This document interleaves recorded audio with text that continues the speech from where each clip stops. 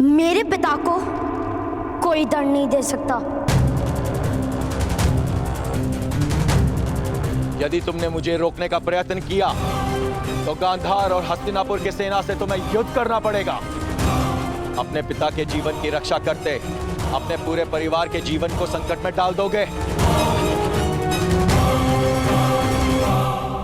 पुत्रगण, वचन दो, कोई ऐसा कार्य नहीं करोगे जिस कारण तुम्हारी माता या भाई पर कोई संकट आए। वचन दो।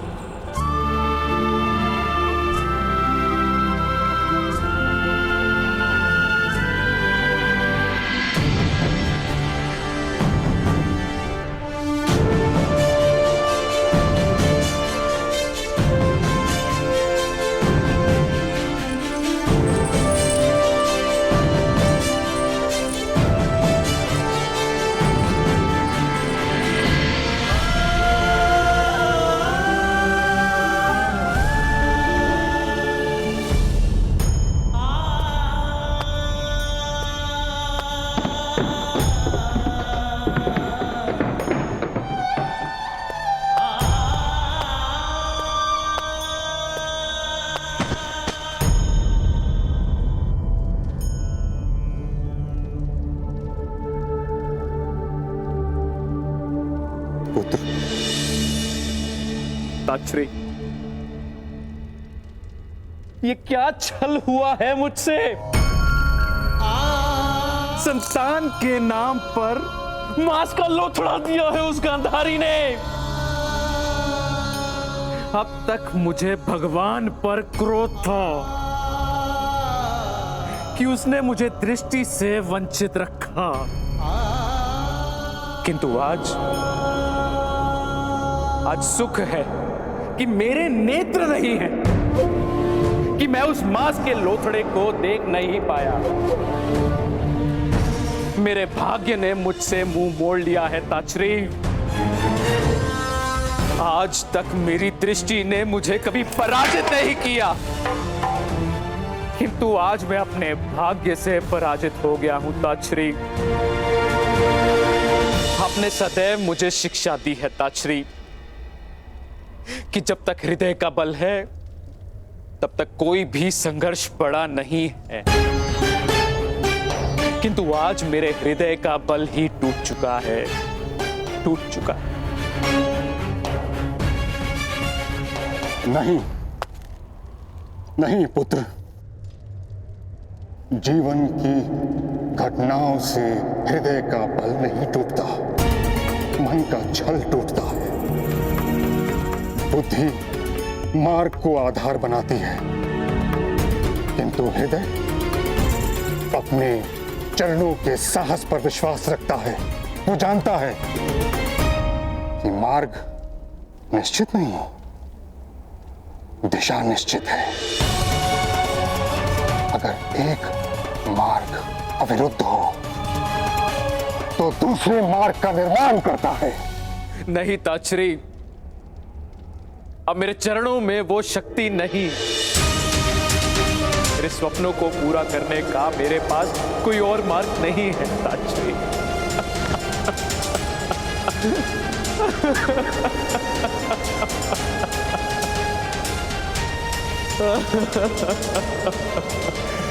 कोई तो उपाय होगा ताक्षरी, कोई तो उपाय बताइए ताक्षरी।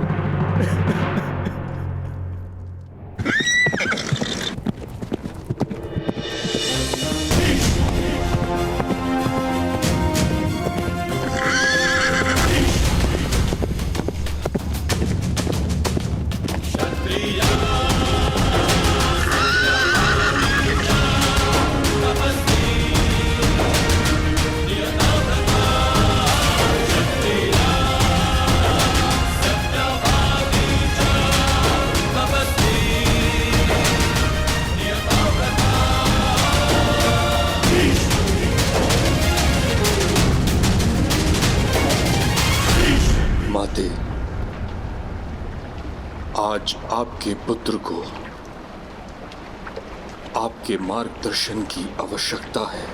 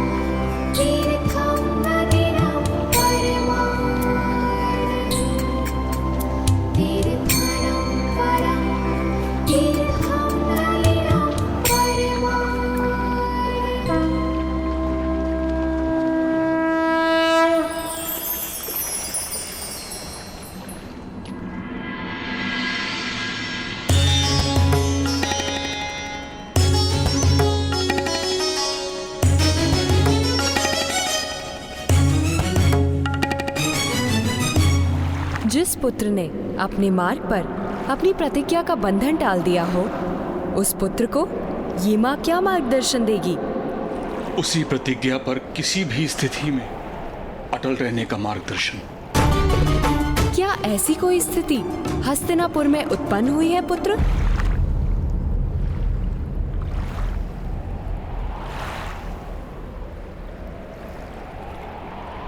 धृतराष्ट्र का दुख मेरे हृदय की पीड़ा है माता। उसने गांधारी के 100 पुत्रों के वरदान को अपना स्वप्न बना लिया है। एक मांस के लोथड़े से उसका स्वप्न पूर्ण किस प्रकार होगा?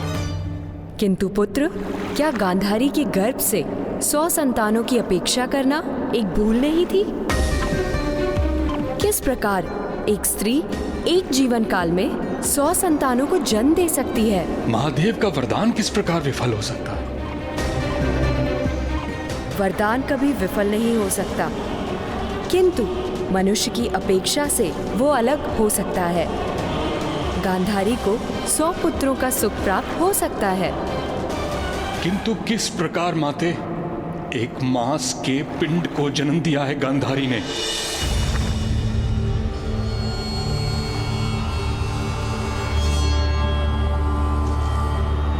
नहीं पुत्र, उसने 100 संतानों के गर्भ बीज को जन्म दिया है।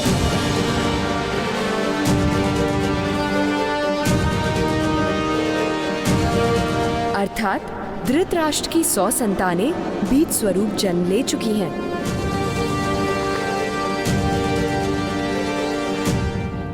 अब उन्हें मानव का रूप देना होगा और ये कार्य इस पृथ्वी पर केवल महामुनि व्यास ही कर सकते हैं। यदि कल सूर्योदय तक महामुनि हस्तिनापुर जाकर उस पिंड को अपना आशीर्वाद दें, तो धृतराष्ट्र की 100 संतानें जन्म लेंगी।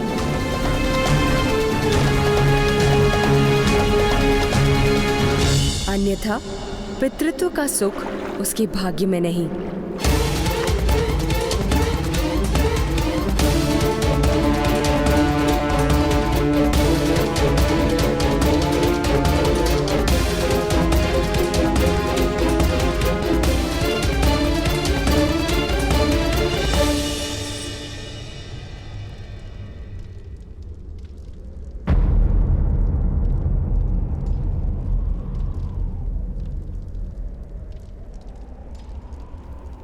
धैर्य रखो पुत्र। महामुनि व्यास गांधारी के 100 पुत्रों को जीवन अवश्य देंगे। मैं स्वयं जाकर उन्हें तपस्या भंग करने का अनुरोध करूंगा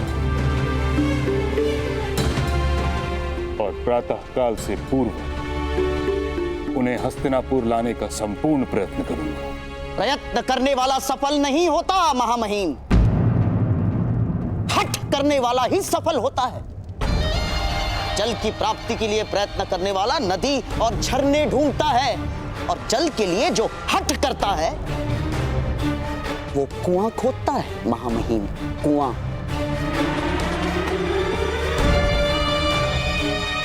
और आपको कोई अंतर नहीं पड़ता मेरी बहन की संतान जिए या नहीं। आपके मृत्यु के बाद पिंडदान करने वाला तो जन्म ले चुका है महामहिम।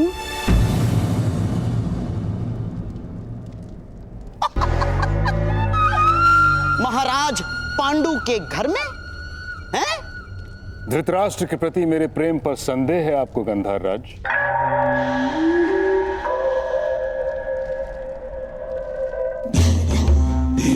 कदापि नहीं महामहिम। जिसने ब्रह्मचर्य की प्रतिज्ञा ली हो उसके हृदय की भावनाओं पर संदेह कैसे कर सकता हूं? किंतु यहां इस समय प्रेम का होना पर्याप्त नहीं। उन्माद की आवश्यकता है महामहिम, उन्माद की। उन्माद का अर्थ जानते हैं ना आप? जिसे रात और दिन का भेद दिखाई ना दे, जिसे सत्य असत्य, सार असार, उचित अनुचित का विस्मरण हो जाए, उसे कहते हैं उन्माद, जो आज मेरे अंतर में है। इसीलिए शकुनी स्वयं महामुनि की खोज करने जाएगा महामहिम।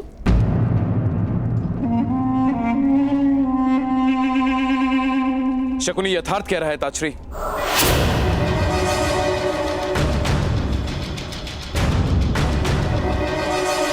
आप सदा ही धर्म के मार्ग पर चले, किंतु इस समय धर्म का नहीं परिणाम का महत्व है। अपनी बहन के प्राण, अपना सम्मान और गांधार की स्वतंत्रता की रक्षा हेतु शकुनी अधिक प्रयत्न करेगा।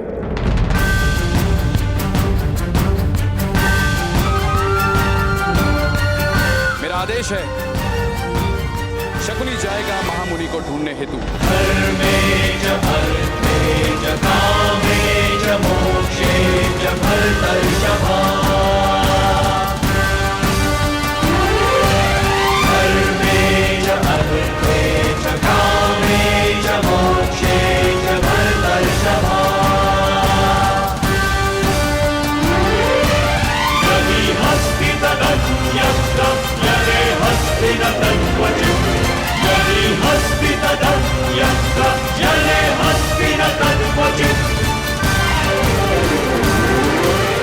सैनिकों, आप सबसे अधिक बलवान योद्धा समस्त सेना में नहीं है।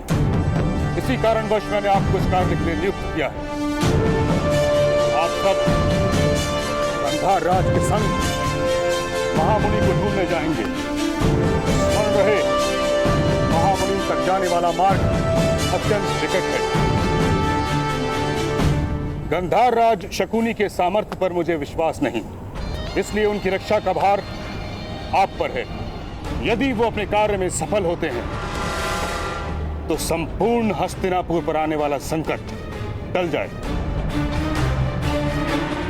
प्रातः काल से पूर्व महामुनि को हस्तिनापुर ले आते हैं तो आप में से प्रत्येक को धन, धान्य या भूमि देकर संतुष्ट किया जाए। जो मांगोगे दिया जाएगा। क्या जीवन दान मांगने पर वो भी दिया जाएगा महोदय?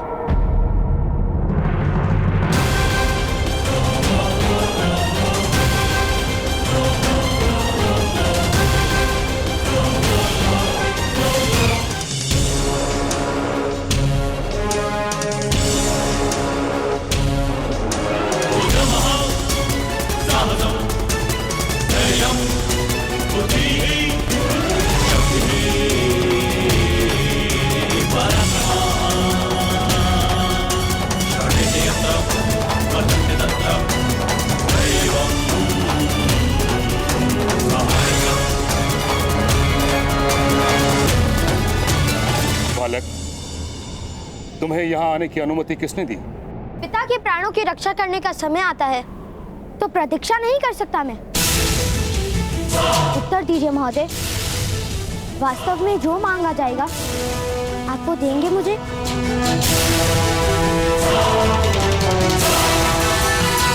किंतु केवल सैनिकों को। अगर मैं इनसे पहले लेकर आऊंगा तो?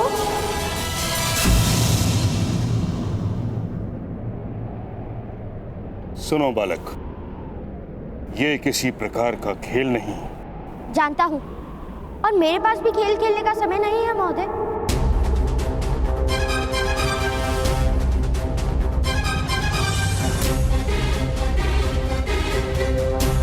मैं अवश्य अपने पिताश्री की रक्षा करूंगा।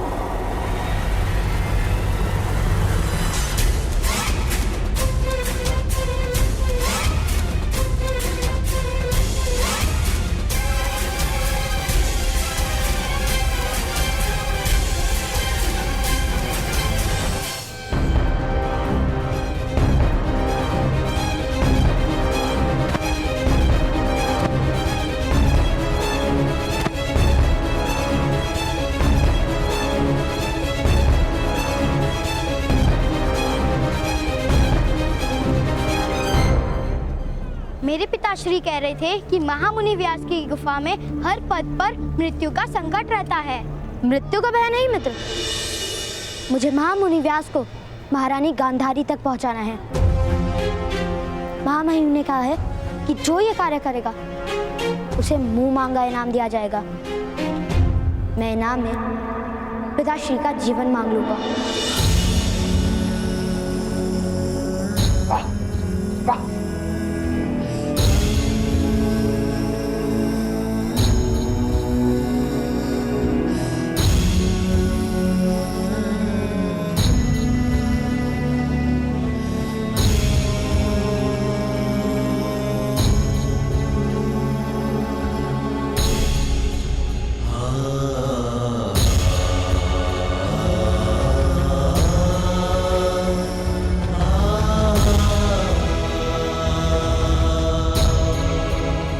माता, मुझे आशीर्वाद दीजिए।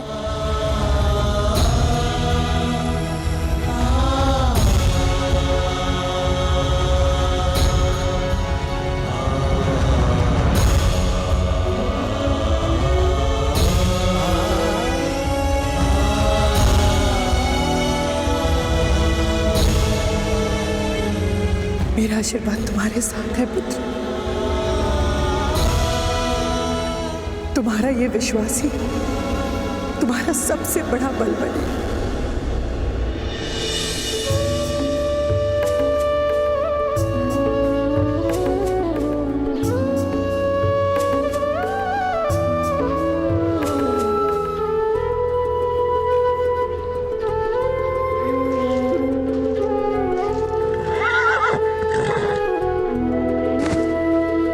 किंतु भ्रातागण, मदिरा में आप महामुनि व्यास को किस प्रकार ढूंढेंगे?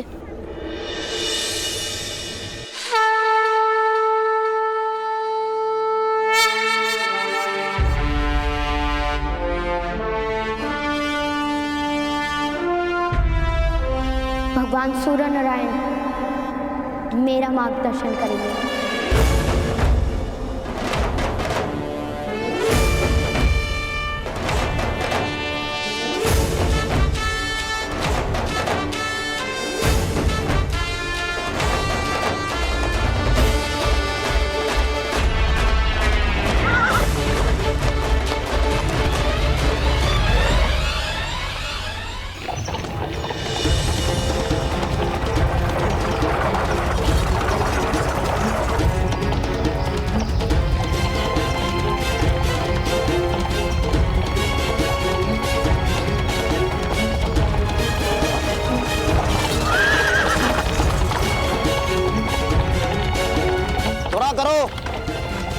बद्री धाम का मार्ग लंबा है। सावधानी से चलिए गंधराज। महामुनि व्यास ने इस मार्ग को बहुत कठिन बनाया है। कठिन? मुझे तो नहीं दिखाई पड़ती कठिनाई। इतना सरल मार्ग तो राजनगरी में नहीं होता। केवल बातें फैलाई है, बातें महामहिम भीष्म ने।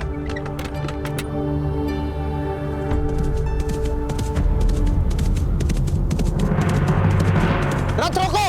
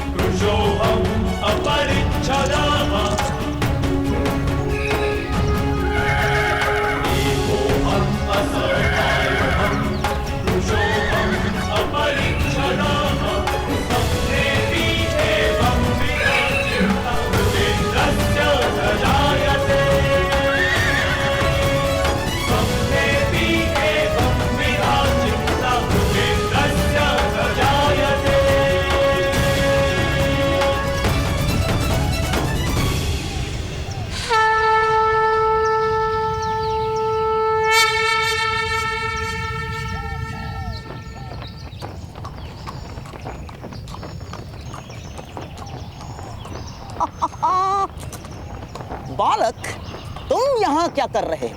वही जो आप कर रहे हैं। मैं महामुनि को हस्तिनापुर ले जाऊंगा। तुम करोगे वो कार्य? जानते नहीं ये मार्ग अत्यंत कठिन है? आप जानते हैं कि मार्ग कठिन है। आओ, फिर तो ये कार्य आपसे हो ही नहीं पाएगा। जो कठिनाई नहीं जानता वही कठिनाइयों से पार उतरता है, ऐसा मेरे ताऊ ने कहा था। बड़े बातूनी हो बालक, किंतु ये बालकों का खेल नहीं।